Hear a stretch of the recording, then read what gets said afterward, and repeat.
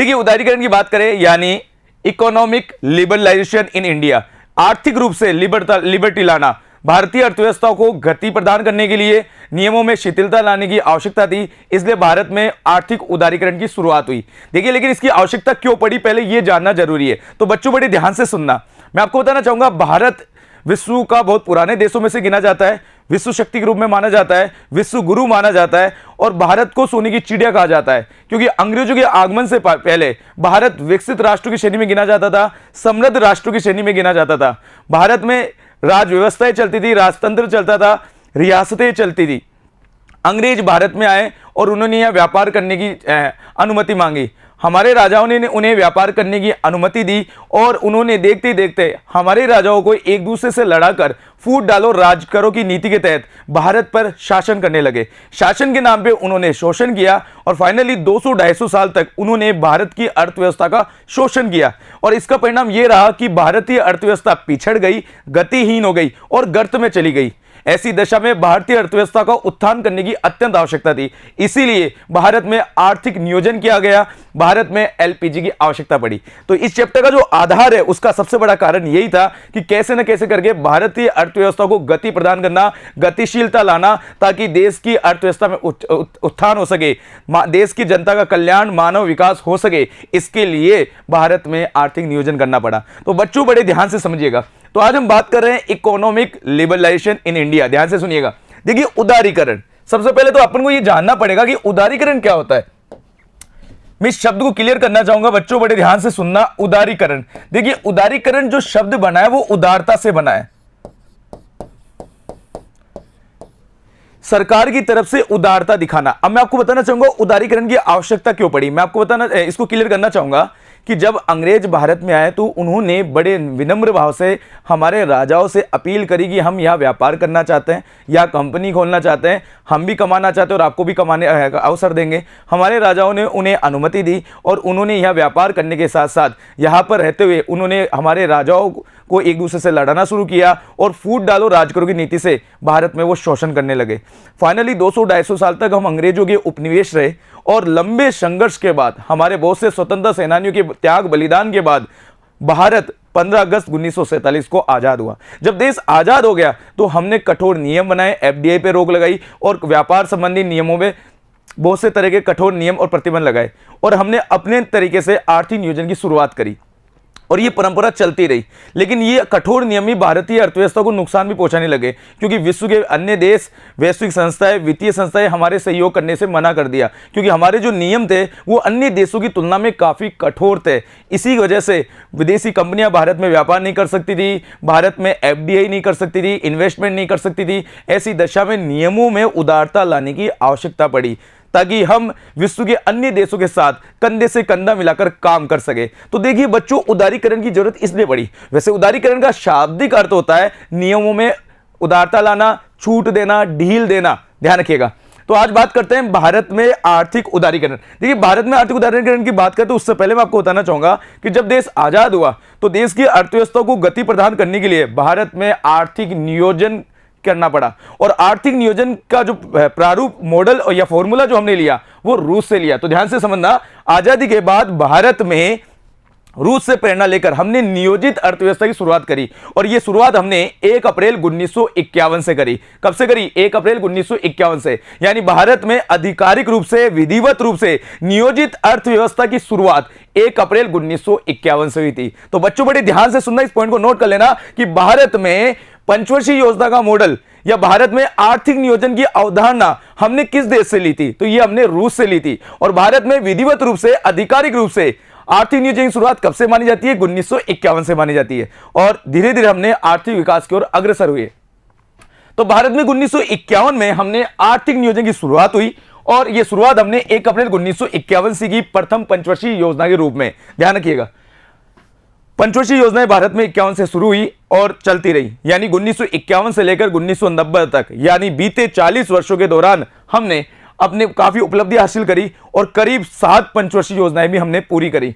लेकिन हमारे विकास तो बढ़ रहा था, आधारभूत सुविधा भी बढ़ी, खाद्यान्न की पूर्ति भी हुई, औद्योगिक संसाधनों में वृद्धि हुई, लेकिन फिर भी हमारी अर्थव्यवस्था में कुछ बाधक तत्व थे। बाधक तत्व ये थे कि हम एफडीआई पे हमने कुछ प्रतिबंध लगा रखे थे, नियम हमारे कठोर थे, व्यापार करने में हमें काफ़ी कठिनाई हो रही थी, निवेशकों को काफ़ी परेशानी होती थी, बहुत सी तरह की पाबंदियां थी, क्योंकि हम सतर्क थे, हमारे नियम थोड़े कठोर थे ताकि हमारी अर्थव्यवस्था अब छिन्न-भिन्न ना हो जाए, क्योंकि जो गलती हमारे राजाओं ने करी थी वो गलती हम नहीं करना चाहते थे, इसलिए हमारे नियम काफ़ी कठोर थे। उन नियमों को बदलने की आवश्यकता पड़ी।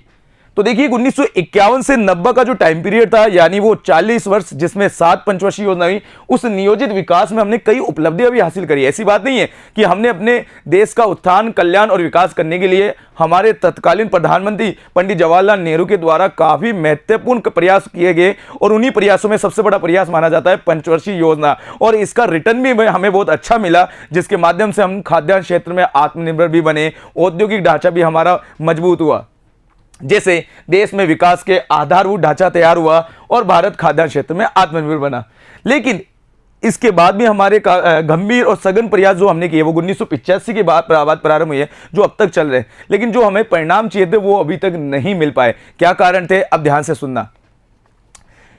देखिए मैं आपको बताना चाहूंगा, हमने नियम तो काफी कठोर रखे, और उन नियमों की वजह से, क्योंकि हमारे नियम कठोर थे, सतर्क थे, क्योंकि हम हमारी अर्थव्यवस्था को बचाना चाहते थे, हमारी अर्थव्यवस्था को हम नए सिरे से खड़ा करना चाहते थे, क्योंकि 200-250 साल तक हम अंग्रेजों के गुलाम रहे और हमारी अर्थव्यवस्था काफ़ी गर्त में चली गई थी, अर्थव्यवस्था पिछड़ गई थी। इसलिए भारतीय अर्थव्यवस्था को गति प्रदान करने के लिए हमें नए सिरे से काम करना था। इसके लिए सरकार ने बहुत से तरह के नियम बना रखे थे, और वो नियमों में कुछ तरह के सतर्कता थी, पाबंदियाँ थी, सावधानियाँ थी, लेकिन उन नियमों की वजह से हमें काफ़ी चीज़ों का नुकसान हुआ, क्योंकि वैश्विक प्रतिबंध हमारे ऊपर लगने लग गए, साथ ही हमारे निजी भागीदारी की कमी रहने लग गई, भारत के उद्योगपति इस क्षेत्र में आगे नहीं बढ़ पाए, और जब तक इन चीज़ों में उत्थान नहीं होगा तब तक हमारी अर्थव्यवस्था में गति नहीं मिल सकती। इसीलिए प्रसिद्ध अर्थशास्त्री प्रोफेसर पंडिकर, ध्यान रखिएगा, प्रसिद्ध अर्थशास्त्री प्रोफेसर पंडिकर ने अपना एक लेख लिखा था, ए डेवलपमेंट फॉर ए कंट्री, और एक बुक और उन्होंने लिखी थी, ए डेवलपमेंट ऑफ पुअर कंट्री। इसमें उन्होंने कहा कि हमारे पास वह सब कुछ है जो एक विकसित देश के पास होना चाहिए। और बिल्कुल भारत ने जब नए सिरे से शुरुआत करी, जब देश आज़ाद हुआ 15 अगस्त 1947 को, उसके बाद हमने आर्थिक नियोजन पे काफ़ी महत्वपूर्ण कदम भी उठाए, जिसके लिए हमने योजना आयोग का गठन किया, राष्ट्रीय विकास परिषद का गठन किया, रूस के मॉडल का अध्ययन किया, और फाइनली 1 अप्रैल 1951 से हमने पंचवर्षीय योजना के रूप में भारत की अर्थव्यवस्था को बढ़ाने का प्रयास भी किया, और 40 साल में हमने कई कीर्तिमान भी साबित किए, जैसे खाद्यान्न क्षेत्र में हम आत्मनिर्भर बने, और साथ ही हमने आधारभूत ढांचा भी तैयार किया। लेकिन फिर भी हमारे कुछ प्रतिबंध, नियम, इनकी वजह से हम कहीं न कहीं अर्थव्यवस्था को उत्थान नहीं उठा पाए, उच्च वृद्धि नहीं दे पाए। इसलिए पंडिकर ने ये बात कही भारतीय अर्थव्यवस्था के बारे में कि हमारे पास वह सब कुछ है, ध्यान रखिएगा, हमारे पास वह सब कुछ है जो एक विकसित देश के पास होना चाहिए, क्योंकि हमारे पास पर्याप्त संसाधन है, विद्वान है, श्रम शक्ति है, सब तरह की व्यवस्था है, लेकिन उसके बावजूद भी हम विकास की ओर नहीं पहुंच पा रहे, क्योंकि हमने नियोजित विकास के चक्कर में, क्योंकि हम नियोजित रूप से देश का उत्थान करना चाहते थे, सिस्टमेटिक ढंग से चलना चाहते थे, ताकि जो गड़बड़ी पहले हुई वो अब ना हो, क्योंकि भारत की अर्थव्यवस्था को हमें गति देना था, लेकिन हमने कई अनावश्यक कठोर, देखिए ये पॉइंट सबसे इंपॉर्टेंट है, इसीलिए तो उदारीकरण की आवश्यकता पड़ी। देखिए बच्चों, ये पॉइंट जानना जरूरी है। मैंने अभी आपको कहा उदारीकरण का मतलब उदारता प्रकट करना, तो ध्यान रखिएगा, अनावश्यक कठोर नियम और नीतियां हमने बना डाले कि भारत में कोई भी कंपनी डायरेक्ट इन्वेस्टमेंट नहीं कर सकती, एफडीआई 100% नहीं हो सकता है, ऐसे बहुत से तरह के कई प्रतिबंध भी थे जो गलत भी थे, अनावश्यक भी थे, और अनेक प्रकार के नियंत्रण हमने लागू कर रखे थे केंद्रीय स्तर पर, राज्य स्तर पर, जो आगे चलकर हमें ही बाधा देने लगे।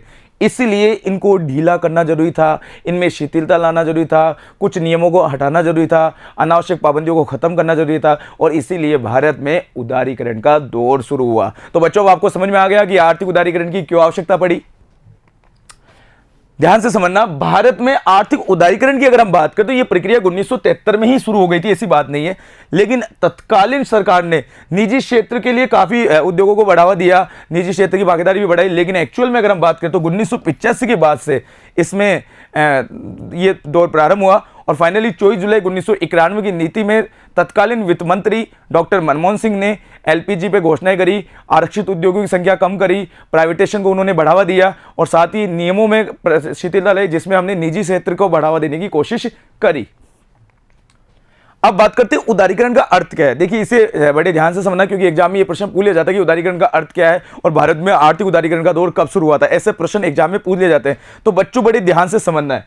देखिए देश में आर्थिक विकास में सार्वजनिक क्षेत्र के साथ साथ, देखिए उदारीकरण की जरूरत क्यों पड़ी, ताकि सार्वजनिक क्षेत्र मतलब सरकारी कंपनियां तो काम कर रही है, लेकिन उसमें निजी भागीदारी की आवश्यकता थी, और वो तभी हो सकती थी जब हम आरक्षित उद्योगों की संख्या कम करें, उन उद्योगों का निजीकरण करें, नियमों की पाबंदियां हटाए, ताकि जो छोटे व्यापारी है, मध्यम दर्जे के व्यापारी है, उन्हें व्यापार करने में आसानी रहे, ताकि ज़्यादा नियम ज़्यादा नियम कम हो, क्योंकि जितने ज़्यादा नियम होंगे उतने ज़्यादा ही अर्थव्यवस्था के लिए नुकसानदायक है, क्योंकि व्यापारी वर्ग इस पर काम नहीं कर पाता है, तो पाबंदियों को हटाना बड़ा आवश्यक था। तो ध्यान समझना, देश के आर्थिक विकास में वह सार्वजनिक क्षेत्र के साथ साथ निजी क्षेत्र की भागीदारी को तेजी से बढ़ाने के लिए सरकार अपनी आर्थिक नीति को कठोरता के साथ अब अधिक उदार बनाना चाहती थी, और उदार बनाने के लिए वो निजी क्षेत्र के लिए वो बहुत से तरह के प्रोजेक्ट लाना चाहती थी, पाबंदियां हटाना चाहती थी, साथ ही बहुत सी तरह की फॉर्मेलिटीज भी हटाना चाहती थी। क्योंकि कई बार क्या होता है, जैसे लाइसेंस लेने की प्रक्रिया काफ़ी कठोर होती थी, व्यापार करने के लिए बहुत से तरह के नियम होते थे, उन नियमों की वजह से बहुत से व्यापारी काम नहीं कर पाते थे, इसलिए उन नियमों को हटाना जरूरी था, पाबंदियों को खत्म करना जरूरी था, लाइसेंस प्रक्रिया को आसान बनाना जरूरी था, आरक्षित उद्योगों की संख्या कम करना जरूरी था। इसलिए हमने नियमों को परिवर्तन किया और इस तरह से भारत में उदारीकरण का दौर शुरू हुआ। हम यूं भी कह सकते हैं कि उदारीकरण कई प्रकार की छूटें और सुविधाएं प्रदान करता है। यानी उदारीकरण का शाब्दिक अर्थ ये तो हमें समझ में आ गया कि इसमें हमें छूट प्रदान करनी थी और साथ ही कई तरह की सुविधाएं भी देनी थी, ताकि निजी व्यापारी, उद्योगपति, पूंजीवादी वर्ग हमारे साथ मिलकर काम कर सके, सार्वजनिक क्षेत्र के साथ निजी भागीदारी भी भारत में बढ़ सके। इसीलिए हमने इस पर प्रयास किया। सरकार के आर्थिक सुधारों के माध्यम से निजी क्षेत्र को प्रदान किया, ताकि जो पहले नहीं थी। तो उदारीकरण में ये एक बहुत बड़ा प्लस पॉइंट रहा, क्योंकि अगर हम बात करें कि स्टार्टिंग में ऐसी चीजें नहीं थी, क्योंकि हमने नियोजित अर्थव्यवस्था के दौर में कुछ काफी कठोर नियम बना रखे थे, प्रतिबंध बना रखे थे, लेकिन अब उन प्रतिबंधों को हटा दिया गया, अनावश्यक प्रतिबंधों को समाप्त कर दिया गया, लाइसेंस प्रक्रिया को आसान कर दिया गया, ऐसे प्रतिबंधों को हटाया गया, छूट दी गई, जिसका परिणाम है कि भारत अर्थव्यवस्था की ओर अग्रसर हुआ, हमारी अर्थव्यवस्था को तीव्र गति प्रदान हुई। या हम इसको ऐसे भी कह सकते हैं कि जब सरकार अपने दृष्टिकोण में आर्थिक विकास की दृष्टि में निजी क्षेत्र के प्रति जो कठोर रुख था उसको उन्होंने त्याग दिया और लचीला रुख अपनाते हुए उन्होंने लचीला रुख अपनाती है, तो इसे हम उदारीकरण कहते हैं। तो कुल मिलाकर निजी क्षेत्र की भागीदारी को बढ़ाने के लिए सार्वजनिक क्षेत्र के साथ निजी क्षेत्र मिलकर काम कर सके, इसलिए नियमों में शिथिलता लाना आवश्यकता था, उदारता प्रकट करने जरूरी था, पाबंदियां खत्म करना जरूरी था। इन सब चीजों का जो समावेश है वही उदारीकरण है। अब बात करते हैं वैश्वीकरण। देखिए वैश्वीकरण का मतलब क्या है। वैश्वीकरण की बात करें तो ये दो शब्दों से मिलकर बना है, विश्व प्लस एकीकरण, यानी पूरे विश्व का एकीकरण, पूरे विश्व को एक गांव के रूप में बनाना, यानी भारत की अर्थव्यवस्था को विश्व के लिए खोल देना। देखिए पहले बहुत सी तरह की पाबंदियां थी, जिसके कारण विश्व के अन्य देश, विश्व के अन्य देश के व्यापारी, उद्योगपति, इन्वेस्टर हमारे देश में इन्वेस्ट नहीं कर पाते थे, क्योंकि हमारे यहाँ काफी कठोर नियम थे, बहुत से तरह के प्रतिबंध थे, एफडीआई में रुकावटें थी। एक वर्ड और मैं बताना चाहूंगा, एफडीआई। एफडीआई का मतलब होता है फॉरेन डायरेक्ट इन्वेस्टमेंट, प्रत्यक्ष विदेशी निवेश, इसे हम एफडीआई कहते हैं, जिसके माध्यम से विदेशी कंपनी, विदेशी व्यापारी, विदेशी साहसी, विदेशी निवेशक हमारे देश की कंपनियों में इन्वेस्टमेंट कर सकते हैं, व्यापार कर सकते हैं, यहाँ आके वो खुद की कंपनियां चला सकते हैं। ये कई तरह का होता है, इन सब पर बहुत सी तरह की पाबंदियां थी और इस तरह से हमने वैश्वीकरण को लाना पड़ा। तो मैं बताना चाहूंगा, भारत की अर्थव्यवस्था को गति प्रदान करने के लिए, अर्थव्यवस्था के उत्थान के लिए, मानव का कल्याण विकास करने के लिए हमारे देश में नियोजित अर्थव्यवस्था अपनानी पड़ी, लेकिन हमने कुछ कठोर प्रतिबंध बना रखे थे, जिसके कारण कहीं न कहीं हम वो विकास की ओर अग्रसर नहीं हो सके। साथ ही हमारे ऊपर वैश्विक दबाव था, वित्तीय संस्थानों का दबाव था, क्योंकि हमें वित्तीय संस्थानों से ऋण नहीं मिल रहा था, हमें आयात निर्यात पे हमारे कुछ कठोर प्रतिबंध थे। उन सभी प्रतिबंधों को दूर करने के लिए हमने वैश्वीकरण को अपनाया। तो वैश्वीकरण का मतलब है कि भारतीय अर्थव्यवस्था के दरवाजे विश्व के लिए खोल देना, यानी पूरे विश्व को एक कुटुंब, वसुधैव कुटुंब के रूप में अपनाना, पूरे विश्व को एक गांव के रूप में बनाना, यानी किसी प्रकार की रोक टोक हटा देना। तो जब देश की अर्थव्यवस्था को स्वदेशी व विदेशी दोनों के लिए, निजी क्षेत्र के लिए खोल देना तथा सभी आर्थिक विकास में अपनी अपनी सकारात्मक संरचनात्मक भूमिका निभाने के लिए बिना भेदभाव के अगर हम उन्हें आमंत्रित करते हैं और विभिन्न प्रकार की उन्हें छूटें सुविधाएं प्रदान करते हैं, तो उसे हम वैश्वीकरण कहते हैं। तो कुल मिलाकर वैश्वीकरण का मतलब यही है कि भारत की अर्थव्यवस्था को विश्व के लिए खोल देना, उनके लिए जो कठोर प्रतिबंध थे, पाबंदियां थी, नियम थे, उन सबको हटा देना, उनमें बदलाव करना और विदेशी कंपनियों को भारत की कंपनियों में काम करने का अवसर देना, ये सब वैश्वीकरण में आता है बच्चों। भारत सरकार ने 1997 में अपनी आर्थिक नीति में, ध्यान रखिएगा, मैं बताना चाहूंगा, वैसे तो ये दौर हमने 1991 में शुरू कर दिया, लेकिन 1997 में हमने इसमें और परिवर्तन किए। तो अपनी आर्थिक नीति में उन्होंने व्यापक परिवर्तन किए, बड़े फेरबदल किए, जिसमें हमने निजीकरण, उदारीकरण, वैश्वीकरण यानी एलपीजी की नीति में को अपनाकर विभिन्न क्षेत्रों को व्यापक स्तर पर आर्थिक सुधार के लिए किए। और यही कारण था कि हम भारत की अर्थव्यवस्था, भारत अन्य देशों के साथ कदम से कदम मिलाकर, कंधे से कंधा मिलाकर काम कर सके, और यही था कि हमने एलपीजी को अपनाया। इसलिए भारत में आर्थिक सुधारों का जनक मनमोहन सिंह को कहा जाता है। बच्चों, किसको कहा जाता है? मनमोहन सिंह को। और इसकी शुरुआत की अगर हम बात करें तो पीवी नरसिम्हा राव सरकार के दौरान ये चीज शुरू हुई थी। वैसे तो हमने 1973 में इसके बारे में काम करना शुरू किया था, लेकिन एक्चुअल में 90 के दशक में जाके ये काम हुआ। अब बात करें, देखिए चैप्टर के अंदर हमने उदारीकरण के बारे में पढ़ा, वैश्वीकरण के बारे में पढ़ा, निजीकरण के बारे में पढ़ा, और एलपीजी के दौर को हमने अपनाया, और इसकी वजह से हमारी अर्थव्यवस्था को उत्थान भी हुआ, हमारी अर्थव्यवस्था को गति भी मिली, और हमने कुछ अचीवमेंट भी प्राप्त किए। अब इसका हम मेरिट और डिमेरिट देखते हैं कि एलपीजी को अपनाने से भारत की अर्थव्यवस्था पे क्या प्रभाव पड़े, नकारात्मक प्रभाव क्या थे, सकारात्मक प्रभाव क्या थे, इनसे हमें क्या फायदा हुआ और इनसे हमें क्या नुकसान हुआ। आइए इस पॉइंट को हम क्लियर करते हैं। तो देखिए, अनुकूलतम प्रभाव यानी पॉजिटिव इंपैक्ट क्या रहा, और प्रतिकूल प्रभाव नेगेटिव इंपैक्ट क्या रहा, यानी इससे हमारी अर्थव्यवस्था को क्या क्या फायदा हुआ ये तो हम इधर पढ़ेंगे, और इससे हमारी अर्थव्यवस्था को क्या क्या नुकसान हुआ वो हम इधर पढ़ेंगे।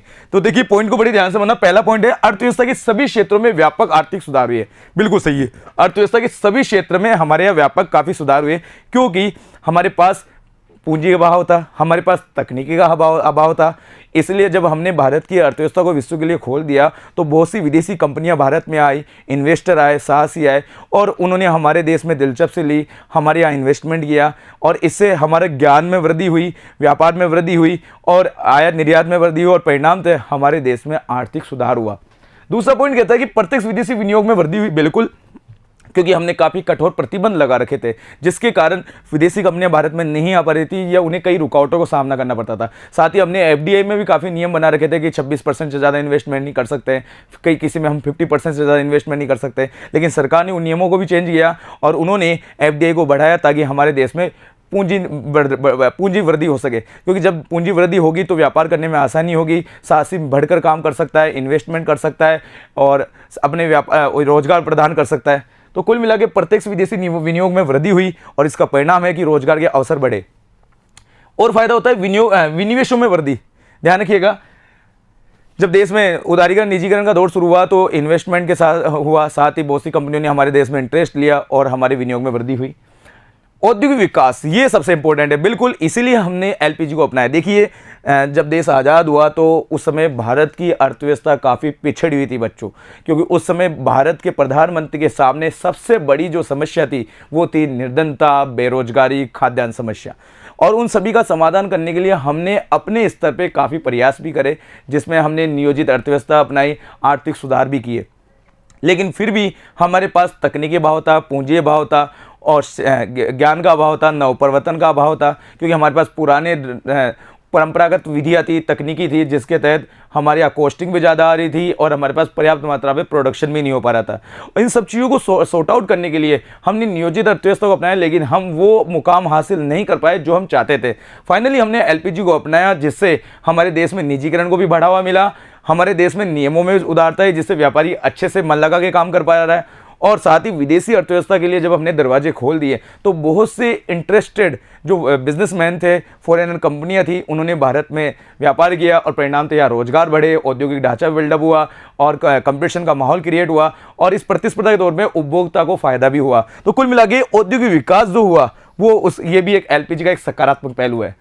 अगली बात करें, लघु व कुटीर उद्योगों की प्रगति हुई, क्योंकि जब हमारे पास जो छोटे छोटे उद्योग थे, व्यापारी वर्ग थे, उनके पास पुरानी तकनीकी थी, जब हमारे यहाँ पे विदेशी जब आए तो इससे हमें पूंजी निर्माण मिला, कच्चे माल की पर्याप्त भी हुई, हमारे पास तकनीकी भी मिली, तो फाइनली लघु कुटीर उद्योगों को भी एक अच्छा प्लेटफॉर्म मिला। तो ये इसके सकारात्मक पहलू थे। अब नकारात्मक पहलू की बात करते हैं कि जब एलपीजी को अपनाए तो इससे हमें क्या क्या नुकसान का भी सामना करना पड़ा। तो देखिए, पहला तो है सार्वजनिक उपक्रमों पर कुठाराघात। देखिए, मैं आपको बताना चाहूँगा कि बहुत सी सार्वजनिक कंपनियां रुग्ण इकाइयों के रूप में काम कर रही थी, बीमारू इकाइयों के रूप में काम कर रही थी, क्योंकि वो घाटे में चल रही थी। सरकार ने उन जब ये घाटे में चल रही थी तो सरकार ने उन सबका निजीकरण करना शुरू किया। इसके लिए सरकार ने आरक्षित उद्योगों की संख्या घटा दी और धीरे धीरे उनका निजीकरण करना शुरू किया ताकि घाटे से पूर्ति हो सके। ऐसी दशा में जो सार्वजनिक उपक्रम थे उनके ऊपर मानसिक रूप से काफी प्रेशर आया, परिवर्तन आया, और यही था कि आज भी हमारे काफी सार्वजनिक उपक्रम है जो घाटे में चल रहे हैं।